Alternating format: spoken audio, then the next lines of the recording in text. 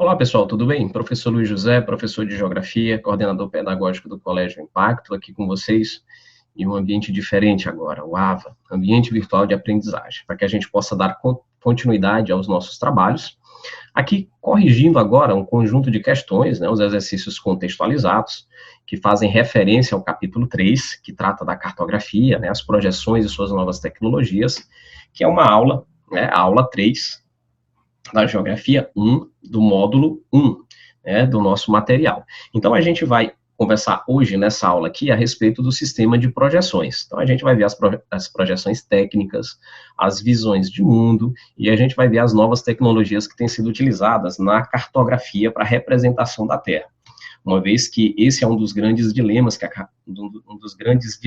cartografia enfrenta, que é exatamente fazer essa conversão da Terra como sendo um sistema geoidal, né, com um formato ali próximo de uma esfera, para uma projeção bidimensional, no formato de um mapa.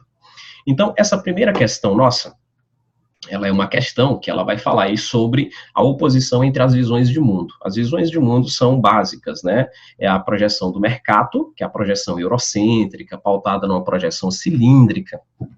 Ela é conforme, né? Respeita a forma, mas altera a área e a distância. E ela é considerada uma projeção eurocêntrica, né, por centrar a Europa no centro da projeção. A nossa projeção, que nós temos aqui, ela é uma projeção dita equivalente, porque ela é a projeção do Arnold Peters. Então, aparece aqui, ó, rabiscado no canto inferior da nossa tela, né, lado esquerdo. Então, olha só, é uma projeção do Peters. A projeção do Peters, ela é uma projeção cilíndrica, porque, nesse caso, a projeção cilíndrica ela é utilizada para representar áreas de baixa latitude. Então, essas áreas que ficam entre o Trópico de Câncer ao norte e o Trópico de Capricórnio ao sul, elas representam um grau de deformação, né, nula. Você não tem deformação nessa área, porque a projeção cilíndrica ela é utilizada para representar áreas de baixa latitude. À medida em que você vai para os polos, esse grau de deformação ele vai aumentando. Então, é uma projeção cilíndrica, ela é uma projeção equivalente, porque o que o Peters fez? Ele, na verdade, aqui, ele preservou a área dos continentes, mas teve que alterar a forma. Então, ao alterar a forma, né, então ele expande ou retrai determinadas áreas.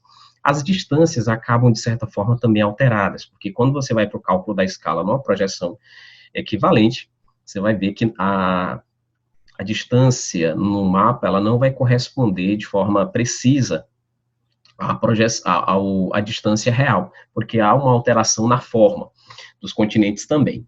Então, essa projeção, ela é dita uma projeção equivalente, porque ela mantém a área e altera a forma e a distância entre dois pontos, né, da superfície que foi cartografada. E outra coisa, a projeção do Peters, ela é considerada uma projeção terceiro-mundista, porque ela mostra aqui para nós o caso da África, pobre, né, e ele mostra aqui o México, a América Central e a América do Sul. O México faz parte da América do Norte, então nós temos aqui o complexo geoeconômico da América Latina. Então, nós temos aqui uma projeção que representa o terceiro mundo. Então, a projeção do Peters, ela é considerada uma projeção equivalente terceiro-mundista, por fazer uma representação das áreas dos países do terceiro mundo como forma de dar enquadramento ou importância maior a esse conjunto de continentes, subcontinentes e países. Então, a gente passa aqui as alternativas. Então, a projeção cilíndrica,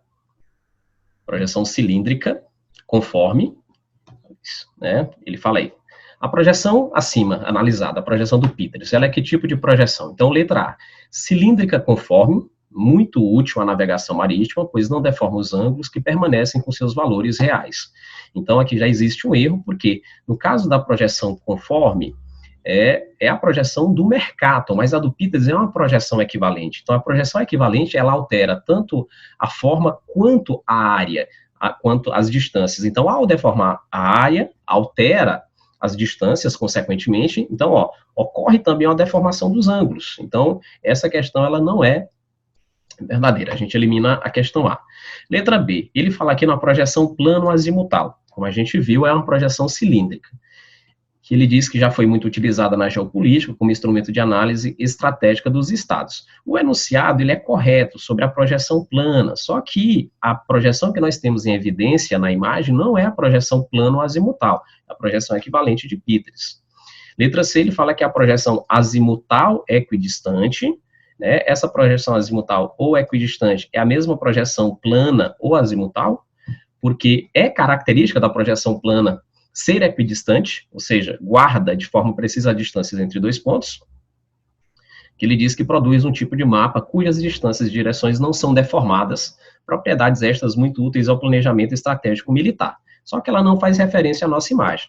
Então, vai estar correta a letra D, porque ele diz que é uma projeção cilíndrica equivalente, que conserva as áreas, então, ó, que destaca as áreas situadas nas latitudes intertropicais, entre os dois trópicos, e que preserva as dimensões relativas entre os dois continentes. Então, correta a letra D. Na letra E, ele fala que é uma projeção cilíndrica interrompida, que conserva a proporção das áreas representadas e é muito utilizada nos atlas escolares. Então, essa projeção cilíndrica interrompida, ela é muito utilizada no ensino superior, ela não aparece de forma corriqueira no ensino básico, no ensino secundário, e ela é uma projeção que mostra a descontinuidade das terras, né, tanto as terras de continente quanto as terras de mar. Então, a nossa alternativa correta, a primeira questão, é a letra D.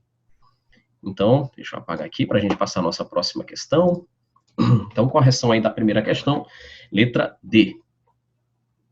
Olha só, a segunda questão, nós temos aqui um texto, né, ele pede para você ler o texto e analisar a imagem com os mapas. Então, nós temos aqui um texto que vai falar sobre a cartografia, processo de confecção dos mapas, aí falar que um dos grandes dilemas da cartografia é exatamente encontrar uma forma ideal de representação da Terra, e que essa forma de representação ela ainda não foi encontrada. Então, se ela não foi encontrada, é sinal de que, ao fazer uma projeção, automaticamente você provoca a alteração de algum elemento do mapa, seja a distância, seja a área, ou seja a forma. Ou você pode alterar completamente tudo, né, que é a chamada projeção afilática.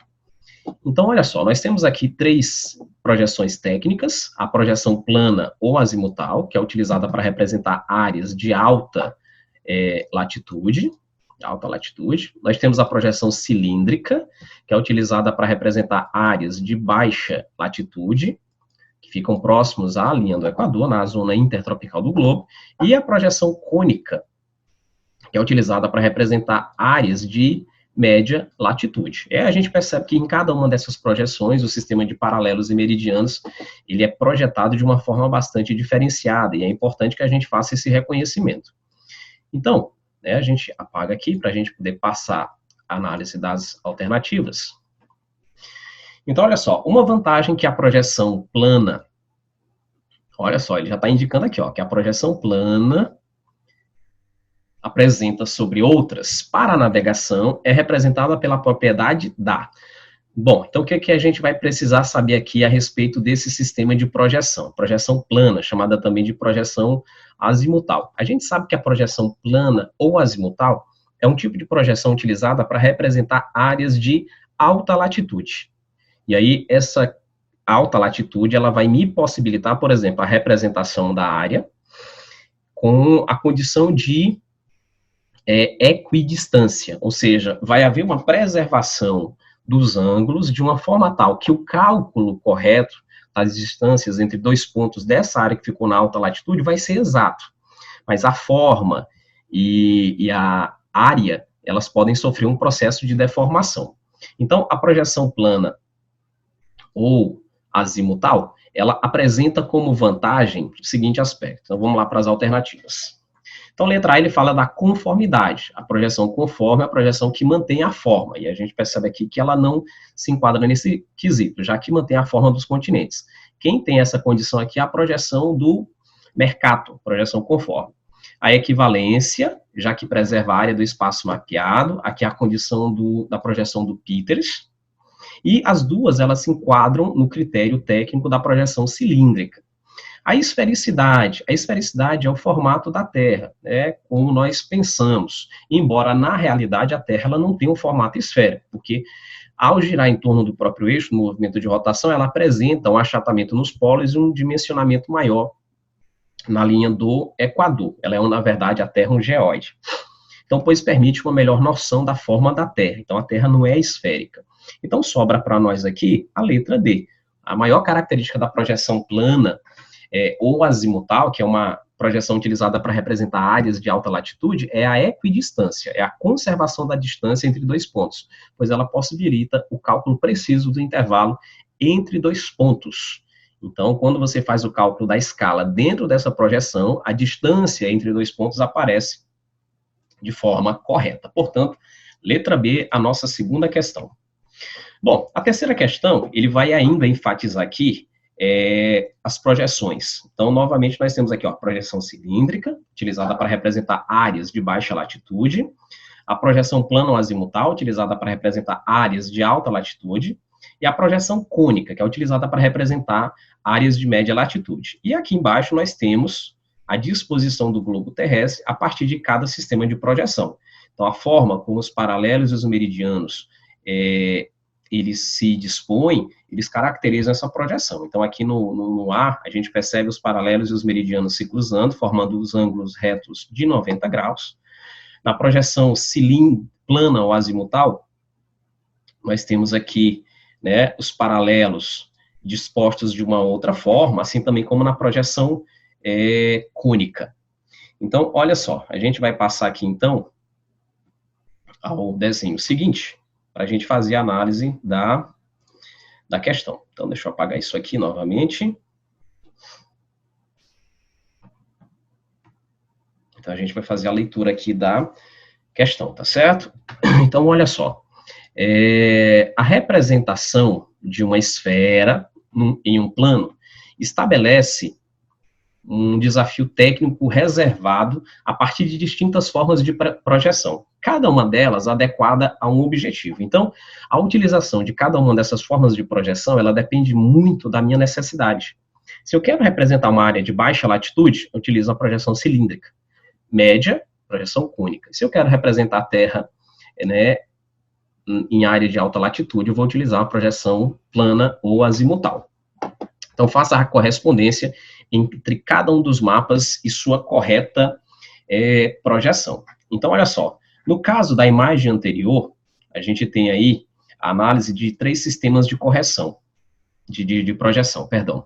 Então, nesse caso, a gente vai ter aí, na letra A projeção cilíndrica, que é a projeção em que os paralelos e os meridianos, eles se cruzam, formando ângulos retos de 90 graus, e na letra B, a gente vai ter a projeção cônica, que é aquela em que os paralelos, eles estão dispostos em ângulos concêntricos, cortados por meridianos que se encontram na base da projeção, e a projeção plana ou azimutal, lá na letra C, onde os paralelos, eles estão dispostos em círculos concêntricos, então são ângulos uns dentro dos outros, né, do maior para o menor, e você tem um conjunto de meridianos que se cruzam com o sistema de confluência desses meridianos no centro da projeção. Então, você tem aqui a utilização de 3 sistemas de projeção, a letra A, cilíndrica, representa áreas de baixa latitude, B, as áreas de média, e C, as áreas de alta latitude. Portanto, terceira questão, a gente vai para a letra B. Então, a gente apaga aqui,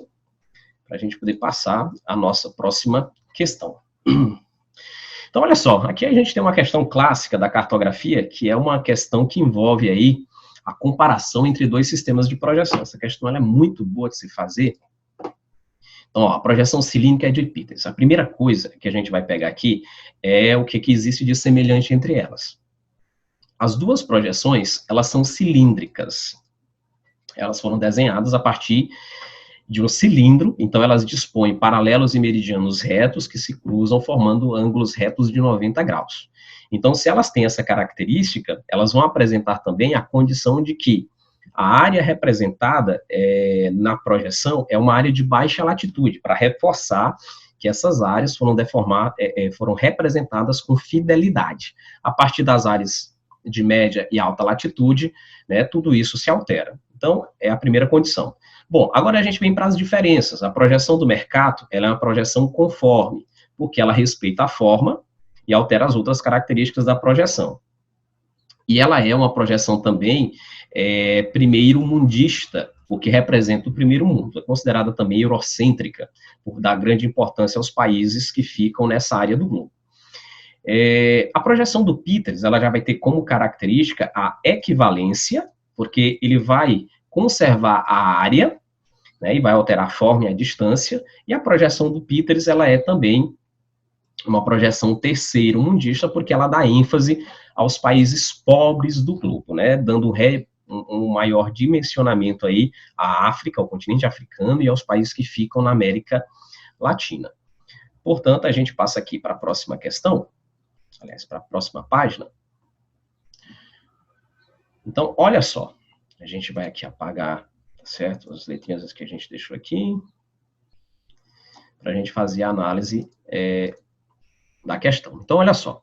Letra A. As duas projeções apresentam visões diferentes de mundo. Ok. Aí ele fala assim, porém, Mercator enfatiza a importância do sul do planeta e Peters do norte desenvolvido, né? Aqui você tem uma inversão, a projeção do Mercator, na verdade, é quem deveria representar o norte, e a de Peters, na verdade, é que representa o sul, os países pobres. Então, letra A está errada. Letra B, a projeção de Mercator retrata uma visão de mundo na qual o hemisfério sul, né, os países pobres, possuem um domínio geopolítico do mundo. Então, na verdade, quem faz a representação do mundo a partir de uma perspectiva geopolítica não é a projeção cilíndrica, que é a projeção do Peters, é a projeção plana ou azimutal. Então, você vai eliminar a letra B. Na letra C, ele fala que na projeção de Peters, os continentes do hemisfério norte são menores por causa da deformidade em áreas de elevada latitude. Peters não faz a representação dos países do hemisfério norte, na verdade é do hemisfério sul, não do sul geográfico, mas do sul geoeconômico, né, sul subdesenvolvido. Letra D, as projeções de Mercator e Peters apresentam visões diferentes de mundo, beleza? A primeira, projeção de Peters, valoriza os países do hemisfério norte, né, o norte desenvolvido, e a segunda dá destaque aos continentes do hemisfério sul, o sul pobre e subdesenvolvido. Então, portanto, nossa questão correta é a letra D. E para finalizar, a letra E fala assim, as projeções apresentadas no mapa não possuem deformações. Então, existe aqui um erro grave, porque toda projeção ela apresenta, sim, deformações. A questão é saber qual é a projeção que lhe geraria, caso você utilizasse uma projeção, uma deformação menor. Então, questão correta, portanto, a quarta questão, a gente tem aí a letra D, tá certo? Então, questãozinha clássica da cartografia aí, fazendo a comparação entre duas visões de mundo, a projeção do Mercator, primeiro mundista, e a projeção do Peters, considerado terceiro mundista. Então, a gente passa aqui a nossa quinta questão, então, da UERJ, Universidade Estadual do Rio de Janeiro, e ela é uma projeção que ela está apresentando aí, né, o globo dentro de uma perspectiva cilíndrica. Bom, você vai falar, professor Luiz, como é que eu já sei que essa projeção é uma projeção cilíndrica? Porque a forma como os paralelos e os meridianos estão dispostos, né, eles estão se cruzando aqui, formando ângulos retos de 90 graus. Então, eu já sei que isso aqui é uma projeção cilíndrica. Aí eu tenho duas perspectivas a partir da projeção cilíndrica. Eu tenho a projeção do Mercator, que é a projeção conforme, e eu posso ter a projeção do Peters, que é a projeção equivalente. Então, a partir daqui, né, ele vai falar o seguinte, é impossível representar sem distorções uma superfície esférica em um plano. Como a gente já falou, é um dos grandes dilemas da cartografia, é exatamente encontrar uma forma mais precisa de representação. Mas no momento atual, representar a Terra sem nenhuma deformação, esse desenho ele não existe. Então, a área e a forma são atributos espaciais frequentemente alterados nos mapas, conforme a projeção cartográfica é utilizada. Então, nós temos aqui uma projeção que foi utilizada, é uma projeção dita cilíndrica, como a gente falou anteriormente. A dúvida é que ela permanece em relação à subdivisão da cilíndrica, se ela é uma visão de mundo conforme, equidistante ou equivalente. Então, as três subdivisões da projeção cilíndrica. Então, passando aqui para a próxima página, para a gente fazer a análise das questões, ele vai dizer o seguinte, a projeção, deixa eu só apagar aqui, isso aqui, para ficar limpinho para a gente. Então, olha só, na imagem verifica-se a representação de uma mesma área circular ao longo dos paralelos e meridianos, como a que ocorre na projeção cartográfica, denominada D. Então, olha só, ele disse que essa projeção, ela mantém, tá certo, ó, uma representação de uma mesma área circular ao longo de paralelos e meridianos, que ocorre na projeção D. Então, nesse caso aqui, nós temos uma condição em que a imagem retratada, ela vai apresentar uma distribuição dos globos, dos continentes ao longo do globo, a partir de uma ideia que a forma ela foi alterada, a distância foi alterada, mas a área, ela é mantida. Então, nesse caso aqui, nós vamos ter uma projeção, tá certo, dita de Peters, porque a projeção do Peters é aquela projeção em que você tem a área mantida intacta, em compensação, a forma e a distância, elas acabam, de certa forma, sendo alteradas, né? Moe-Wade, Robson são projeções especiais, elas não aparecem no ensino secundário, e a projeção do Mercato, ela é uma projeção conforme, né? Então, quando ele fala aqui a respeito que é dessa área circular que foi representada, mas que ela se encontra estendida, então, com área deformada, com área preservada, na verdade, com alteração de forma e distância, a projeção do Mercato. Então, a projeção a projeção de Peters, a projeção de Mercato, né, ela é uma projeção conforme. Portanto, a quinta questão é a letra A. Então, meus queridos, deixa eu apagar isso aqui, para a gente passar aqui a segunda parte do exercício. Então, nós chegamos aqui ao meio da nossa apresentação. Então, olha só, nós temos aqui uma sequência de imagens que elas têm que ser observadas a partir de uma perspectiva evolutiva, e também a gente vai ver que essa evolução, a gente tem o cenário 1 representado, o cenário 2 representado, e nós temos aqui o cenário 3 representado. Então, o que a gente tem aqui, ó? A gente tem uma condição em que você tem, né, o traçado de um rio, você tem aqui a disposição de quarteirões, e você tem aqui um outro traçado de rio, né, com aparecimento aqui de coroas ou bancos de areia no meio de um rio, tá certo? É o que está sendo apresentado aqui. Então, olha só, ao longo dessa disposição longitudinal, a gente vai percebendo que no primeiro momento você vê a imagem feita de muito próximo. Então, à medida em que ele vai fazendo análise da imagem, né, à medida em que nós partimos do eixo, né, de oeste para leste, ou seja, a gente vai para a direita, o que vai acontecendo com essa área? Ela vai se distanciando, então a gente vai representar, quando ela para aqui em 3, a terceira imagem, a gente percebe que ela está, né, analisada de uma área, de uma visão mais distante, mas em compensação eu tenho uma maior visualização da área. Então, a gente começou lá vendo a imagem de muito próximo, né, então você tinha uma área mais restrita, então o que foi que aconteceu? Houve um processo de distanciamento. Então, eu afasto a imagem de mim, mas em compensação eu tenho uma visão maior do todo. Então, o que está acontecendo aqui? Está ocorrendo um processo de alteração a respeito da escala da região geográfica cartografada, representada.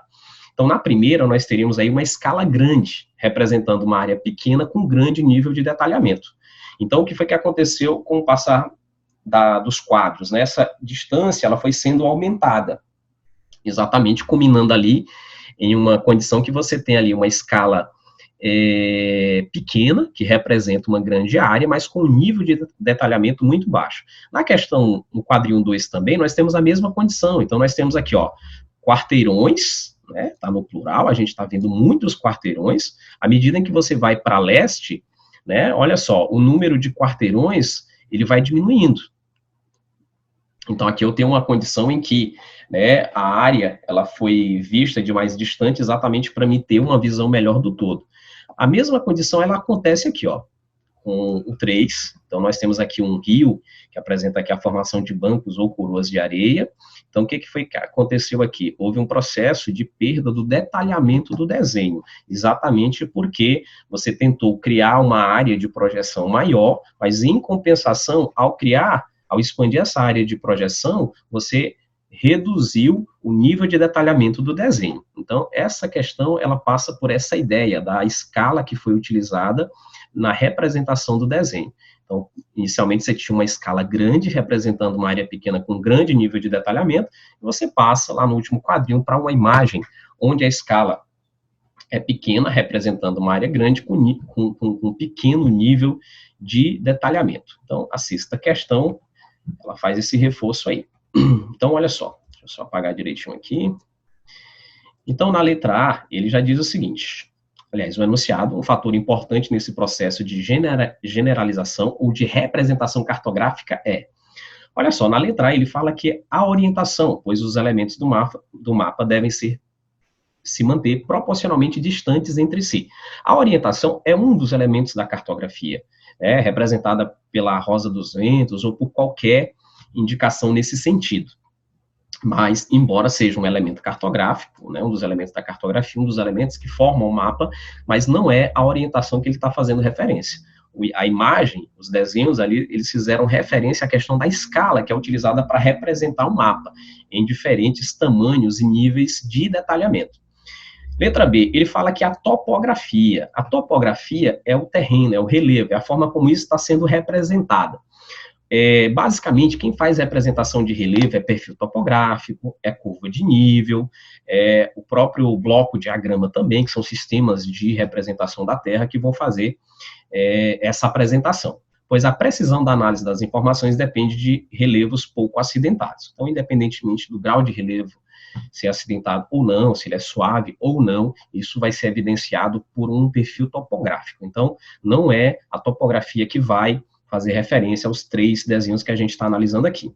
Olha só, na letra C ele fala que é a escala, pois a sua diminuição promove restrições que geram a perda de informações. Então, está correta a letra C, à medida em que nós tentamos, de certa forma, aumentar a área cartografada, o nível de detalhamento ele caiu, resultando ali numa perda de informações, embora nós tivéssemos uma área de representação maior. Então, letra C é a nossa questão correta. Letra D, a simbolização. Simbolização a gente poderia analisar como sendo aí as convenções ou a legenda, pois elementos naturais e antrópicos, esse antrópicos aqui é humano, devem ser representados em mapas diferentes. Não faz menção a isso. E na letra E, a gente corta a letra D também, e a letra E vai ser cortada, porque ele fala altimetria é a altura do relevo.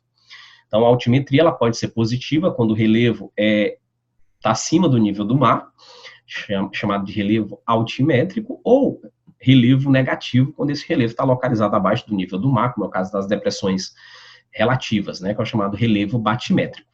Então, ele fala aí, a altimetria, pois a determinação das curvas de nível é influenciada pelo ponto de vista do cartógrafo. Embora haja uma certa verdade em relação a isso, mas o nosso desenho, ele não faz menção à orientação, topografia, simbolização ou altimetria. Ele vai fazer menção de uma forma correta à escala, tá bom? Então, beleza? Sexta questão feita, vamos lá para a nossa 7ª questão.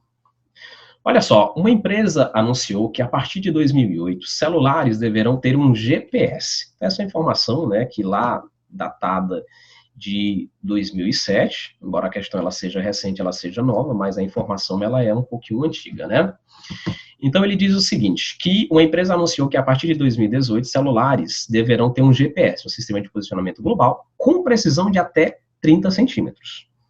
Por quê? Os nossos celulares, eles têm um GPS que não é um GPS de precisão, Não tem essa necessidade. O GPS de precisão ele é utilizado para trabalho de campo. Então, o GPS de campo ele te dá a localização precisa, Então, não é o caso dos celulares, porque a função do celular é outra. Essa situação vai ser benéfica principalmente para quando estamos sendo guiados em ruas que ficam lado a lado, caso de grandes avenidas em que existe uma pista local, uma expressa e uma central. Os GPS atuais raramente acertam em qual das 3 você está. Então, quando você está em uma grande cidade, por exemplo, como São Paulo, vou pegar o exemplo de Brasília, porque Brasília tem vias mais largas, mais precisas, então é mais fácil você deslocar.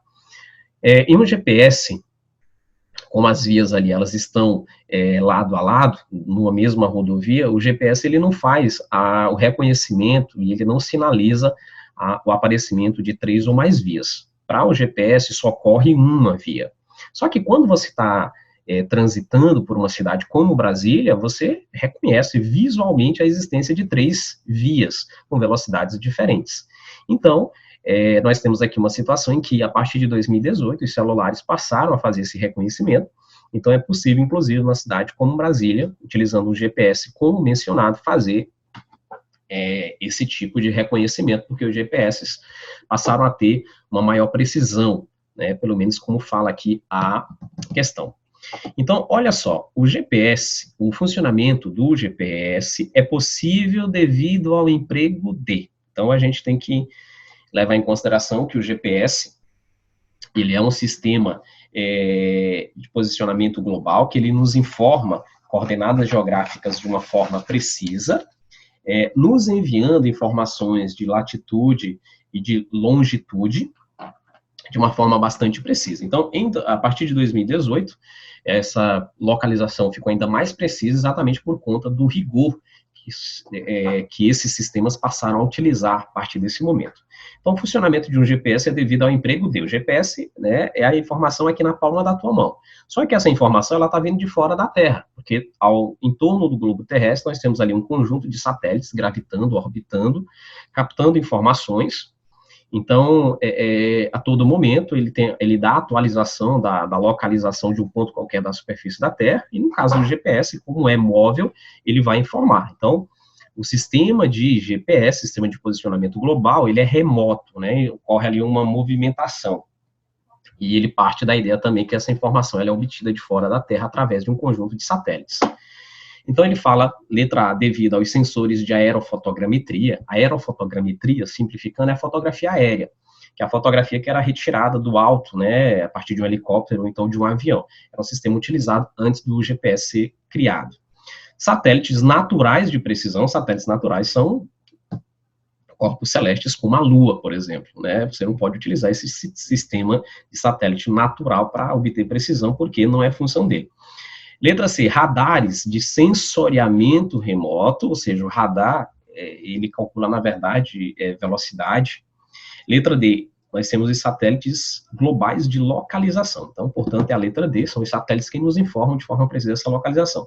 E letra E, sensores de energia eletromagnética, tá bom? Isso aqui, na verdade, é utilizado para informação de calor, que é fornecido em uma dada superfície. Portanto, a nossa 7ª questão corresponde à letra D. Então, vamos passar aqui para o momento final, né, das últimas 3 questões. Então, olha só, nós temos aqui na 8ª questão, inclusive uma questão do Enem, que ele vai fazer referência a dois instrumentos aqui. A gente vai ter primeiro a dica em um mapa, e a gente passa a questão seguinte, né, as informações das alternativas a partir das formas de representação da Terra.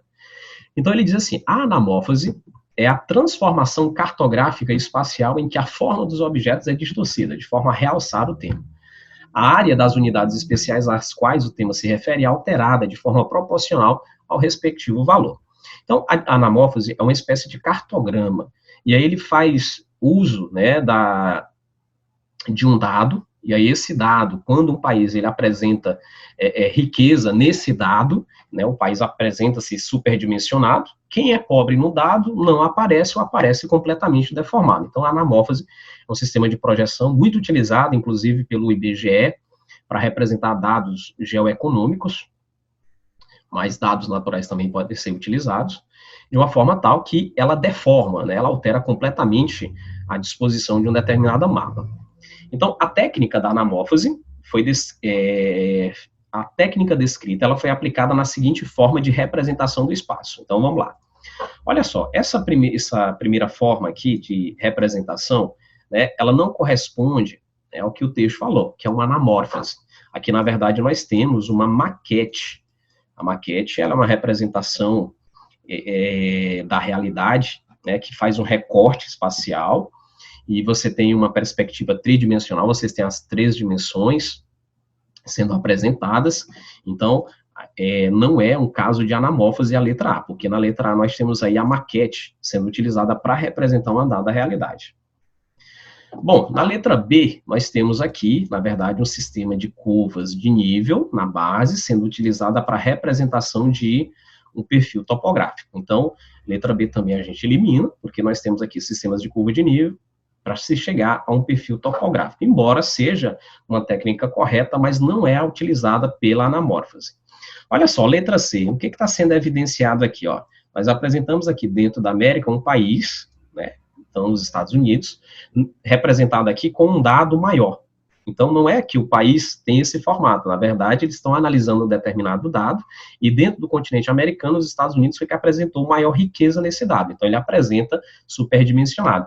Outros países, eles apresentam, né, eles se apresentam dimensionados de um tamanho muito diferente à realidade. Então, por quê? Porque eles têm uma pobreza no que se refere a esse dado. Então, nós temos aqui sim um caso de anamórfose sendo evidenciado pela letra C. E na letra D, nós temos novamente um perfil topográfico, aqui é possível você ver, por exemplo, né, o relevo, inclusive da floresta amazônica, né, com os 3 estratos, né, a mata de igapó inundada, a mata de várzea semi-inundada e a mata de terra firme completamente seca, né? Então, você percebe aí que a representação do relevo, ela foi feita de forma longitudinal, de leste a oeste, evidenciando a extensão e a altimetria desse relevo. E na letra E, nós teríamos aqui, tá certo, uma representação a partir de um bloco diagrama, tá certo, a partir de uma maquete também, de uma determinada área, apresentando aí o circuito, né, descrito por um ciclista, ou então por um corredor, indicando a linha de largada e a linha de chegada desse evento. Então, aqui, a gente também elimina tanto a letra D, quanto a letra E, tá certo? Então, a gente fica com a letra correta, que é a letra C, anamórfose. Beleza, gente? Então, assim, estamos chegando ao nosso finalzinho aqui das atividades, né, das correções. Então, é uma aula diferente, porque, né, a gente não tem aí uma troca de olhares direto, né, mas a gente está na certeza aí que vocês estão acompanhando direitinho a nossa aula. Então, vamos lá para a próxima questão. 9ª questão. O texto é longo, então, assim, para não ficar cansativo para nós, eu vou somente ler, tá certo? Fazer a explicação do texto. O texto é um texto do Marcelo Gleiser, que ele fala aí a respeito, né, do sistema de projeção cartográfica, né, da evolução desse sistema, mas, assim, ele dá ênfase também à questão do fato de que toda projeção, ela apresenta deformações também, e que não existem, né, formas de projeções ou de representações da Terra que sejam precisas. Então, esse texto, ele pertence ao Marcelo Gleiser, né? O Marcelo é astrofísico, inclusive é cientista brasileiro, radicado nos Estados Unidos, há muito tempo trabalha fora, produziu ali no início do ano 2000 uma série fantástica para o Fantástico, né, da Globo, a partir do livro que ele publicou na época, um livro, assim, inclusive de um entendimento fácil, chamado de Poeira das Estrelas. Então, um livro, né, que serve como indicação aí para no futuro você assistir, aliás, ler. Mas existe a série também, encontrada no YouTube. Então, o Marcelo faz essa referência aí às imperfeições que são encontradas nos mapas. O texto 2, né, que é um texto do Broughton, né, uma história do mundo em 12 mapas, e ele fala ali a respeito de uma forma de representação da Terra a partir de uma perspectiva oriental, né, então, assim, existe um mapa chinês milenar que representou o mundo a partir dessa ideia de que eles seriam centrais e os outros povos seriam ditos marginalizados, inclusive a Europa ali sendo representada como sendo uma área de povos bárbaros, né, porque não estaria no centro da Ásia. Então, tal como as teorias científicas, as concepções de mundo expressas por meio da cartografia também são aproximações passíveis de ajustes e revisões, até porque o mapa ele é uma visão particular, né, de quem o observa. No texto, a descrição do referencial utilizado para a criação de um mapa milenar chinês aponta para o seguinte aspecto, igualmente presente em documentos cartográficos de outras culturas. Então, aqui ele pergunta por que o mapa, né, chinês, ele deu ênfase a esse continente. Então, na verdade, aqui isso foi por conta do caráter etnocêntrico da representação.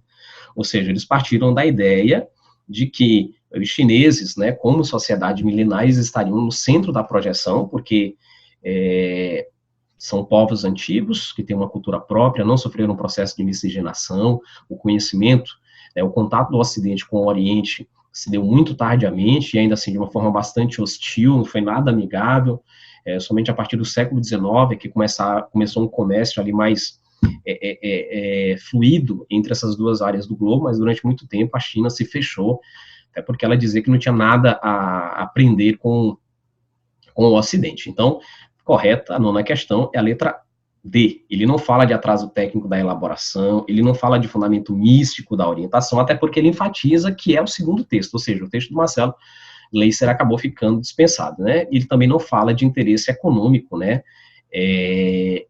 da área delimitada. Portanto, letra D, o caráter etnocêntrico da representação, até porque o mapa ele é uma representação particular, então a verdade é de quem desenha esse mapa. E a 10ª questão, ele vai falar aqui que, olha só, ele vai pedir para a gente, ele vai fazer um processo de descrição, ele diz assim, caracteriza-se por um tipo de projeção que ordena os paralelos e meridianos em um invólucro arredondado, que é desenrolado e posto em uma superfície plana. Os mais famosos exemplos são as projeções de Mercator, a projeção de Peters, né, aparece também aqui a projeção de Robinson. Nesta projeção, minimizam-se as distorções nas regiões próximas ao Equador, ou seja, áreas de baixa latitude, e elas não apresentam deformação, que se elevam nas regiões próximas ao polo. Então, o que há de comum entre a projeção do Mercator, a projeção de Peters e a projeção de Robinson? É o fato de que elas são projeções ditas cilíndricas, ou seja, são projeções em que as áreas representadas são áreas de baixa latitude, né, que fica ali na região intertropical do globo, e regiões em que os paralelos e os meridianos se cruzam, formando ângulos retos de 90 graus. Então, nós estamos aqui falando da projeção, né, cilíndrica, letra B.